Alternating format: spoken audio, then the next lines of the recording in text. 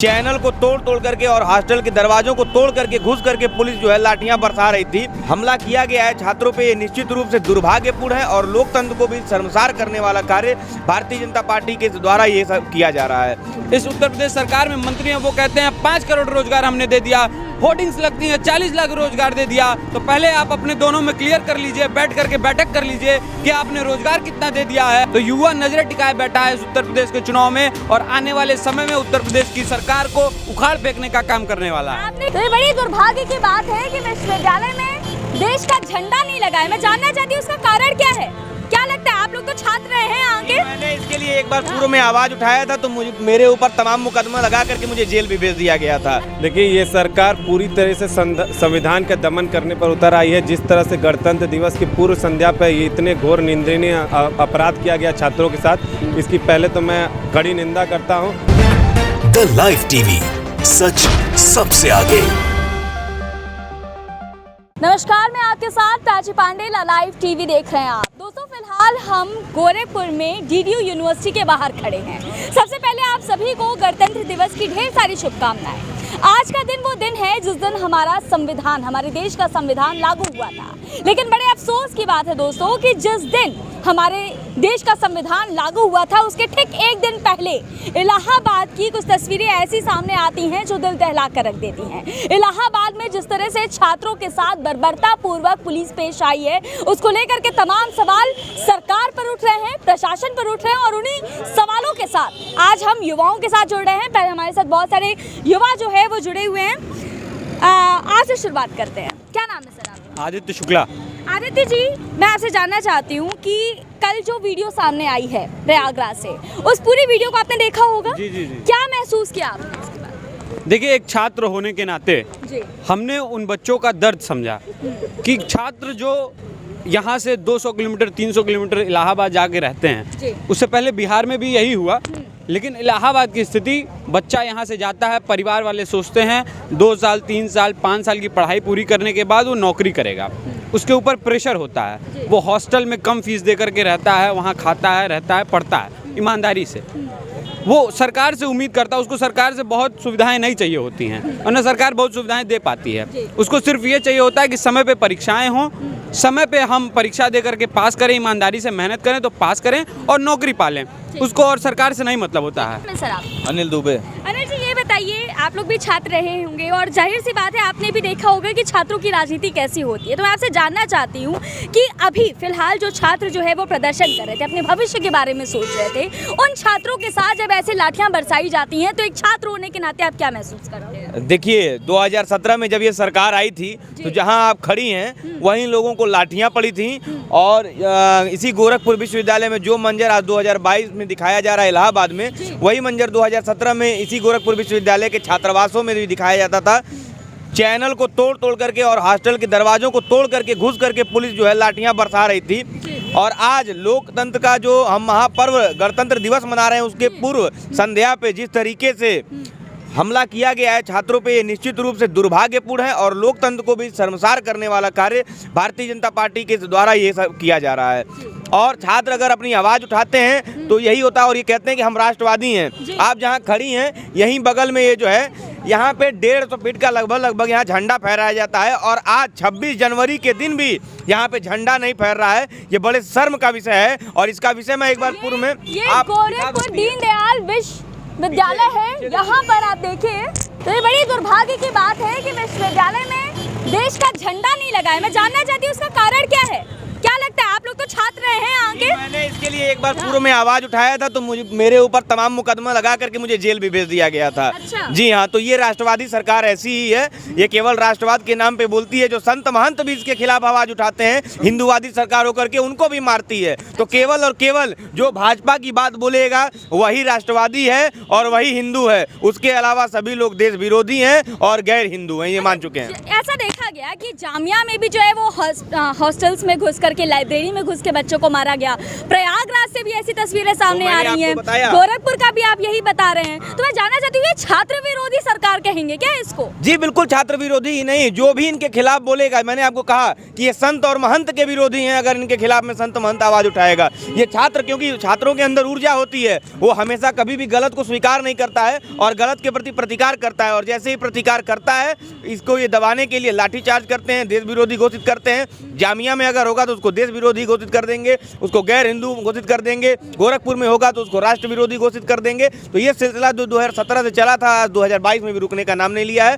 और हर एक व्यक्ति जो इनके खिलाफ आवाज उठाता है, उसको देशद्रोही घोषित करके केवल मुकदमा लादने का काम करते हैं और लाठी चलाने का काम करते मैं हैं। अगले सवाल के साथ जुड़ूंगी, आप भी कहना चाहते हैं? तमाम ऐसे गांव हैं जिसके गांव के चौराहों पे ये लिख दिया गया है कि भाजपा वालों का अंदर घुसना मना है। मुझे लगता है सहजनवा में भी सहजनवा में भी ये लिख दिया गया है, क्योंकि कोरोना के समय जब जनता त्राहिमाम कर रही थी और उसको ऑक्सीजन बेड सिलेंडर की आवश्यकता थी, तो भाजपा के मंत्री विधायक सांसद आइसोलेट हो गए थे, उनको कोरोना हो गया था। लेकिन सरकार तो ये दावा कर रही है कि हमारे राज्य में एक भी मौत जो है वो ऑक्सीजन की कमी से नहीं तो हुई। ये अपने आप में सरकार में ही कई ऐसे मंत्री कई ऐसे विधायक थे जो मर गए कोरोना की वजह से, उनकी दुखद मृत्यु हो गई। तो सरकार को पहले यही सोच लेना चाहिए। मैं बता दूं आपको कि कोरोना के समय हमारी एक टीम काम कर रही थी, लगातार लोगों की मदद कर रही थी। हमने देखा है, हमने सांसद को फोन करते थे, सांसद विधायक कोई फोन नहीं उठाता था। विधायक राधा मोहन दास अग्रवाल कहते थे, यही विधायक कहते थे कि हमारे पास निधि नहीं है, सरकार ने हमारे हाथ बांध रखे हैं, हम आपकी मदद नहीं कर पाएंगे। तो जब सरकार ने आपके हाथ बांध रखे हैं तो हमारे पास वोट है ना, तो हमारे भी अधिकार ने ये वोट बांध रखे हैं हमारे भी हाथ कि हम भी आपको वोट नहीं देंगे। अच्छा। और सरकार इस तरीके से, ये सरकार और जितने भी इसके जनप्रतिनिधि हैं, इन लोगों को गांव में नहीं घुसने दिया जा रहा। अभी आप उप मुख्यमंत्री का वीडियो देखेंगी कि चोर है जैसे नारों से उनको भगाया गया, दौड़ा करके भगाया गया। जनता आज लाठी लेके खड़ी है गांव में कि आप आइए और आपको दौड़ा करके भगा देंगे। हमारे भी गांव में यही हालत है। और हमारा गांव सिकरीगंज के पास पड़ता है, मुंडेरा शुक्ल गांव है। हमारे मोहल्लों में भी यही स्थिति है। हम लोगों ने कह दिया है कि लाठी लेके तैयार रहिए, जहां भाजपा वाले दिखे उनको दौड़ा लीजिए। यही स्थिति पूरे उत्तर प्रदेश की है। हम इनको सिर्फ घरों से और मोहल्लों से नहीं भगाएंगे, हम इनको विधानसभा से भी भगाएंगे और आने वाले 2024 में इनको लोकसभा और देश की सरकार से भी हटाने का काम करेंगे। क्योंकि युवाओं को जिस तरह से प्रताड़ित किया जा रहा है, आप सोचिए कि छात्रावास में घुस करके पुलिस के दम पर आप गुंडागर्दी करते हैं और छात्रों को मारते हैं बर्बरतापूर्वक। वो छात्र क्या मांग रहा है? वो अधिकार मांग रहा है अपना। मैं एक सवाल और करना चाहती हूँ, क्योंकि आप दोनों भी इसी विश्वविद्यालय से ताल्लुक़ रखते हैं। तो अभी कुछ दिनों पहले हमने गोरखपुर में जब चुनावी चर्चा के दौरान ही हमने कुछ लोगों से मुलाकात की, तो उस समय हमें पता चला कि यहाँ पर छात्र संघ चुनाव को लेकर के प्रदर्शन चल रहा है। तो मैं उस पर भी चर्चा करना चाहती हूँ। बहुत महत्वपूर्ण मुद्दा है छात्रों का। छात्र संघ चुनाव हमारा अधिकार है। विधानसभा चुनाव हो जाते हैं, लोकसभा चुनाव हो जाते हैं, पंचायत के चुनाव हो जाते हैं, सारे चुनाव हो जाते हैं। विश्वविद्यालय के चुनाव की बात आती है तो लोग कहते हैं कि यहाँ गुंडागर्दी होती है। आपने पंचायत चुनाव में गुंडागर्दी नहीं देखी? एक महिला की साड़ी फाड़ दी गई, वो गुंडागर्दी नहीं है? उससे गलत क्या हो सकता है? लोगों के पर्चे छीन लिए गए, पर्चे भरने नहीं दिए गए, इससे ज़्यादा गुंडागर्दी नहीं हो सकती कहीं। आप हमारे विश्वविद्यालय का चुनाव नहीं होने देते हैं। यही मुख्यमंत्री जी थे, सांसद थे, तो कहते थे विश्वविद्यालय में चुनाव होने चाहिए। एक एक छोटी छोटी चीज़ों के लिए ये प्रदर्शन करते थे। हम लोग के साथ छात्र संघ के लिए भी प्रदर्शन किया इन्होंने। लोकसभा सदस्य थे, गोरखपुर से थे, और जहां मुख्यमंत्री बन गए तो सारे वादे खत्म हो गए। अब सिर्फ अपना प्रधानमंत्री का पद सोच रहे हैं। वो सोच रहे हैं, वो उनकी आदत हो गई है कि जहां बढ़े तो जितने लोग नीचे हैं उनको पैर से ढकेल दिया। तो छात्रों, नौजवानों ने आपको मुख्यमंत्री बनाया, उम्मीद से आपको वोट दिया कि 2 करोड़ रोजगार मिलेगा, और रोजगार के नाम पे आज आपने सुफुगा फैला दिया, एक गुब्बारा दे दिया कि उड़ाइए उसको। मैं आपसे जानना चाहती हूँ सर, क्या नाम है आपका? अभिजीत पाठक। अभिजीत जी, कल की वीडियो देखी आपने, क्या लगता है आपको कि क्या इस सरकार में अब छात्रों की भी सुनवाई नहीं होने वाली है? देखिए, ये सरकार पूरी तरह से संविधान का दमन करने पर उतर आई है। जिस तरह से गणतंत्र दिवस की पूर्व संध्या पर ये इतने घोर निंदनीय अपराध किया गया छात्रों के साथ, इसकी पहले तो मैं कड़ी निंदा करता हूँ। केवल निंदा करना ही नहीं, एकमात्र यहाँ से आपके चैनल के माध्यम से मैं खाली निंदा ही नहीं कर रहा हूँ, इस सरकार को ये बता देना चाहता हूँ कि जो लोग 2007 में किसी 151 के मुकदमे में संसद में रो दिया करते थे, वो सोचते हैं कि छात्रों को, नौजवानों को लाठियों से पीट दिया जाएगा, उनके ऊपर बल प्रयोग किया जाएगा तो वो टूट जाएंगे। तो मैं इस सरकार के मुखिया से बता देना चाहता हूं कि ये छात्र रोने वाले छात्र नहीं है। इनके पास संसद में पहुंचकर अपनी आवाज़ उठाने की ताकत नहीं है, लेकिन सड़क पर नौजवान संघर्ष करता रहेगा। और क्या जुर्म था उन छात्रों का? रोजगारी तो मांग रहे थे। ये सरकार यह सोच रही है, अगर यह सोच रही है कि लाठियाँ बरसा करके आवाज़ इनके खिलाफ नहीं उठेगी, तो यह सरासर गलत है। इस सरकार की जो सोच है वो गलत है। आप कितनी भी लाठियां बरसाएं, कितने भी गोलियां चला दें, लेकिन आज का छात्र नौजवान जाग चुका है। और जिस तरह से आप संविधान का दमन कर रहे हैं, कुछ दिनों में छात्र और नौजवान आपको जवाब देंगे, आपका दमन इसी प्रकार होगा। मैं ये कह रहा हूँ कि जी, छात्र और नौजवान वो नजरें टिकाए बैठा है इस उत्तर प्रदेश के चुनाव में, और वो इंतजार कर रहा है कि कब उसको मौका मिलेगा और इस सरकार के ऊपर वोट की चोट करेगा, और वोट के चोट के माध्यम से इस सरकार को उखाड़ फेंकने का काम करेगा। जिस प्रकार इस सरकार ने युवाओं को छला है, 2 करोड़ रोजगार की बात करके प्रधानमंत्री नरेंद्र मोदी जी आ जाते हैं केंद्र में, और हमको अब वर्तमान सिद्धार्थनाथ सिंह इस उत्तर प्रदेश सरकार में मंत्री हैं, वो कहते हैं 5 करोड़ रोजगार हमने दे दिया, होर्डिंग्स लगती हैं 40 लाख रोजगार दे दिया। तो पहले आप अपने दोनों में क्लियर कर लीजिए, बैठ करके बैठक कर लीजिए कि आपने रोजगार कितना दे दिया है। युवाओं को सिर्फ छलने का काम किया है। 2 करोड़ रोजगार, 5 करोड़ रोजगार, 40 करोड़ रोजगार। तो युवा नजरें टिकाए बैठा है इस उत्तर प्रदेश के चुनाव में, और आने वाले समय में उत्तर प्रदेश की सरकार को उखाड़ फेंकने का काम करने वाला है। आपने कहा, मैं वोट की चोट पर ही चर्चा करूंगी आपसे भी अनिल जी, लेकिन उसके पहले एक सवाल है मेरा। आपने कहा कि जो युवा हैं, जो छात्र हैं, वो प्रदर्शन करते रहेंगे, आंदोलन करते रहेंगे, लेकिन सरकार तो जो लोग आंदोलन करते हैं उनको आंदोलन जीवी का नाम दे देती है। देखिए, हम लोग संविधान की पूजा करने वाले लोग हैं। आज का देश, आज का नौजवान छात्र, जो पढ़ा लिखा छात्र है, नौजवान है, वो संविधान को मानने वाला छात्र और नौजवान है। और जैसा मैंने कहा कि हम लोग और छात्र नौजवान निरंतर प्रदर्शन करते रहेंगे। ये आंदोलन जीवी कहें, जब ये संसद में रोते थे तो ये क्या थे? ये आंदोलन जीवी नहीं थे।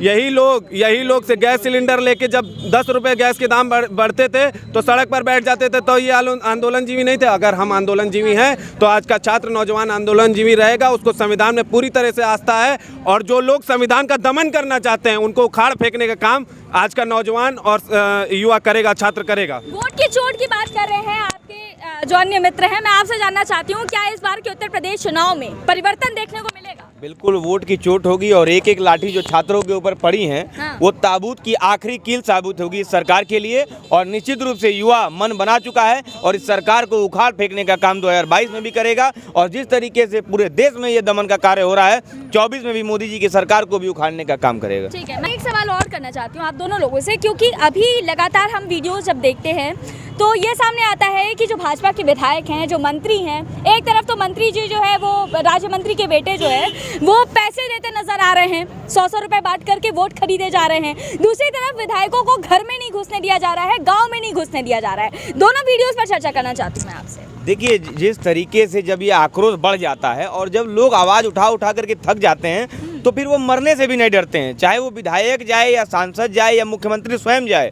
लोग उसका प्रतिकार करेंगे और भगाने का ही कार्य करेंगे और भगा करके रहेंगे। चाहे वो आप देख लीजिए, उनके ऊपर मुकदमे लगा लीजिए, उनको जेल भेज दीजिए, उनके ऊपर लाठी बरसा दीजिए। कल तो गोलियां भी चल रही थी, चाहे आप उनके ऊपर गोलियां चलवा लीजिए। इससे लोग डरने वाले नहीं हैं। और लोकतंत्र, भारत एक बहुत ही मजबूत लोकतंत्र है। ये चाइना वाले लोग यहाँ नहीं रहते हैं कि आप 1 पार्टी रूल आप चाहेंगे थोप देंगे लोगों के ऊपर और लोग बर्दाश्त करने वाले हैं। तो भारत में ये बर्दाश्त होने वाला नहीं है। भारत की जनता जो है माकूल जवाब देने का कार्य करेगी, और मैंने जैसा पूर्व में आपको बताया है कि सरकार को उखाड़ के फेंकने का कार्य करेगी। आपसे भी जुड़ना चाहूंगी, क्या नाम है आपका? अमित सिंह मेरा नाम है। अमित जी, कल की वीडियो देखी आपने प्रयागराज में, जिस तरह से छात्रों के ऊपर लाठियां बरसाई गई हैं, कितना एक छात्र होने के नाते कैसा महसूस करते हैं? देखिए, छात्र होने के नाते यही कहूँगा कि ये सरकार छात्रों की आवाज़ को दबाना चाहती है, और ऐसा इनको नहीं करना चाहिए था। सबको अपनी आवाज़ उठाने का हक है संविधान में, जैसा कि लिखा हुआ है। और पूरे विश्व में सबसे ज़्यादा युवा भारत में है, और युवाओं की बात को दबाया जाएगा तो ये सरकार या कुछ भी चल नहीं पाएगी। एक ना एक दिन ये जरूर दबी जाएगी। ठीक है, इसी सवाल पर मैं आपके पास आती हूँ, उसके पहले इनसे। देखिए, जिस प्रकार से अंग्रेज़ों के शासन में जलियांवाला बाग का इंसिडेंट हुआ, उसी से मैं समानांतर मानता हूं कल की जो घटना हुई है। और जलियांवाला बाग में जो गोलियां चली, उससे लोग डरे नहीं, क्रांति और बढ़कर आगे आई। उसी प्रकार से इस सरकार के खिलाफ आज जो युवाओं, छात्रों, नौजवानों में रोष है, उस क्रांति आगे बढ़ती जा रही है। और जिस तरह से इनको आज गाँवों में नहीं घुसने दिया जा रहा है, कल इनको संसद में नहीं घुसने देंगे छात्र और नौजवान। तो छोड़िए, छात्र संघ चुनाव क्यों नहीं होने दिया जाता है, क्या लगता है? देखिए, लोग कहते हैं कि जब छात्र संघ का चुनाव शुरू होता है तो उपद्रव बढ़ जाता है और पढ़ाई डिस्टर्ब हो जाती है। अच्छा। ये कहना है, पर मैं आपको बता दूं, इस गोरखपुर विश्वविद्यालय में जब से छात्र संघ बंद हुआ है, तब से ना कोई नेता निकल पा रहा है। पूर्व में गोरखपुर विश्वविद्यालय ने जितने जज दिए हैं, शायद ही उत्तर प्रदेश का कोई विश्वविद्यालय इतना जजों की फैक्ट्री कही जाती थी। यहाँ से केवल लॉ की फैकल्टी से केवल जज निकला करते थे। आज के डेट में केवल और केवल पास करके लोग जा करके कचहरी में 300 रुपया दिहाड़ी कमाने में मजबूर हैं। ये स्थिति हो गई है गोरखपुर विश्वविद्यालय की। गोरखपुर विश्वविद्यालय तमाम IAS IPS नेता निकलते गए और ये क्रम जब से छात्र संघ का चुनाव खत्म हुआ है तब से टूट चुका है। तो अब ना यहाँ नेता निकल रहे हैं, ना अधिकारी निकल रहे हैं, ना जज निकल रहे हैं, ना पत्रकार निकल रहे हैं। इस गोरखपुर विश्वविद्यालय से तमाम बड़े बड़े पत्रकार निकले हुए हैं जो कि यहाँ से लेकर के दिल्ली तक में गोरखपुर का परचम लहरा रहे हैं। जाना है शायद यहाँ पत्रकारिता का जो कोर्स है वो भी 3 साल का होता है, लेकिन अब 1 साल का कर दिया गया। देखिए बीजे का जो कोर्स है वो बड़ी विपरीत स्थिति में यहाँ पड़ा हुआ है, क्योंकि मैंने बताया आवाज़ उठती नहीं है। तो बीजे का जो है 2017-18 में जिन लोगों को डिग्री मिल जानी चाहिए वो 20-21 तक लटकी हुई है, 22 तक लटकी हुई है, तो कुछ नहीं कर पा रहे हैं। और ये तमाम समस्याएं केवल इसलिए आ रही है कि छात्रों की आवाज़ कोई उठा नहीं पा रहा है। ये सारी समस्याएं केवल और केवल जो कुछ चंद शिक्षक मिल करके गुटबाजी करके कुलपति के साथ एक नेक्सस बना करके ये पूरा का कार्य किया जा रहा है और छात्रों की कोई सुनवाई नहीं हो रही है। छात्र संघ का विषय हो, पानी का विषय हो, बाथरूम का विषय हो, कोई भी विषय हो, आप यहाँ आवाज़ उठाते उठाते मर जाएंगी। यहाँ एक शिक्षक ने ये भी कह दिया है कि मैं अपना जो है शरीर त्यागने जा रहा हूँ जल्दी ही, क्योंकि यहाँ कोई सुनवाई नहीं होने वाली है। तो निश्चित रूप से जब इस तरीके का माहौल इस गोरखपुर विश्वविद्यालय में रहेगा, तानाशाही रहेगी, छात्रों को आवाज़ लोकतंत्र में नहीं उठाने दिया जाएगा, तो निश्चित रूप से कोई भी समस्या का समाधान यहाँ नहीं होने वाला है। खबर आई थी जब एक छात्रा ने यहाँ पर आत्मदाह कर लिया था, मैं जानना चाहती हूँ उस पर कुछ कार्रवाई हुई, कुछ आगे बढ़ा? आत्महत्या उसने नहीं किया था, उसका हत्या किया गया था और इसी गोरखपुर विश्वविद्यालय में उसको लटका दिया गया था, उसकी लाश को लटका दिया गया था और कोई कार्रवाई नहीं हुई। हम लोग जैसे लोग, मैं रात में 12 से 1 बजे वहीं मेडिकल कॉलेज में उसकी लाश पड़ी हुई थी। मैं जा कर के वहाँ पे रात में जब वहाँ पे मैंने बवाल करना शुरू किया तो रात में 4 थानों की फोर्स को गिरा करके और पूरे डॉक्टरों की टीम बुला करके उनका जो है पोस्टमार्टम करने का काम किया गया, पर उससे पहले वहाँ उसकी सुनने वाला कोई नहीं था। और उसके बाद जो है सारी टीम गठित की गई और अभी तक उसको न्याय नहीं मिला है। मैं आपसे भी अनुरोध करूंगा कि एक बार जाकर के उसके माँ का भी दर्द आप सुनिए कि कुलपति आज तक उनके परिवार से नहीं मिला है। ये स्थिति है। योगी आदित्यनाथ उस समय आए थे यहाँ पर? योगी आदित्यनाथ तो हमेशा आते हैं, हर 2 दिन पे आते हैं, समस्याओं को नहीं सुनने के लिए आते हैं। योगी आदित्यनाथ तो आते हैं, क्यों नहीं चले गए अंकुर शुक्ला के घर? योगी आदित्यनाथ तो आते हैं, क्यों नहीं चले गए प्रियंका भारती के घर? योगी आदित्यनाथ जब जानते हैं कि जब मामला बड़ा हो गया है, किसी तरीके से सुलटाना है, तो जो गुप्ता जी का मामला हुआ था तो वो कानपुर में चले गए, इसलिए चले गए कि मामला बहुत बड़ा हो गया था। इसी शहर में तमाम ऐसे मामले हो रहे हैं। अभी 2 लोगों की हत्याएं हो गई हैं गगहा में और लाश को गाड़ दिया गया है, पर उसके बावजूद भी कोई निष्कर्ष नहीं निकल पा रहा है, तो ये दुर्भाग्यपूर्ण है। व्यापारियों के वोट की इनको जरूरत थी, व्यापारियों का वोट लेना है तो मनीष गुप्ता के यहाँ चले जाएंगे, उसकी पत्नी को वोट, उसकी पत्नी, ये देखिए कुलपति जी कोई मिलने का प्रयास कर ले तो कोई यहाँ मिल नहीं पाएगा।